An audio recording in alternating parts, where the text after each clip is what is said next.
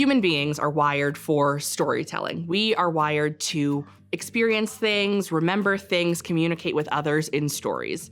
And so when children see stories, when they have stories presented to them that are engaging for them, that are inspiring to them, that make them feel proud of who they are and the things that they've experienced, that is so positive for their development. When you're reading or when you're reading to somebody, you kind of come out of yourself and you come into what you're reading. And it's just all a part of, you don't see, you don't hear, and the children, they're like this, and they're mesmerized. Every week in Storytime, I get to see what happens when young children fall in love with reading. And it's magical. It's the best. A book can take you places, expose you to things, and open your mind and imagination in a way that nothing else can. At Ready Readers, we're so lucky because we get to see magic happen all the time. A lot of us see it as individuals because we go read and we get to spend time with children and watch their eyes light up with imagination and wonder. We get to hear about it from volunteers who are going in every week and doing story times, and they tell us about their experiences when they're with children. And so we get to hear about the magic all the time.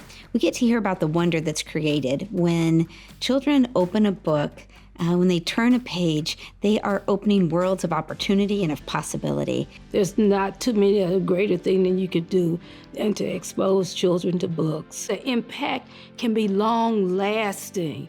They become readers. They become, able to do things because they've been exposed to them. I think reading is oxygen. It's the lifeblood of, somebody's overall well-being. When you can make reading fun, when you can make storytime fun, not only will kids be more willing to do that, but it also, when they get to school, they are going to hit the ground running and they're going to be miles ahead of where they could be otherwise had they not had access to the magic of books and stories. Our work at Ready Readers involves story times in classrooms, so children get to hear great stories being read aloud. They learn how to sit still for a story time and how to interact in an appropriate way with a teacher. But it also involves making sure books go home for their home libraries.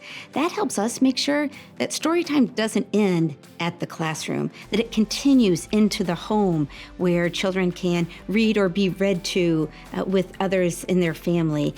I ask the kids that I read to, who are you going to read this to? And sometimes the answer is a pet or a doll or a stuffed animal. And we love that. Anytime a child gets to feel like they are a reader, it creates magic for them. And we want to make that possible for more and more children in our community.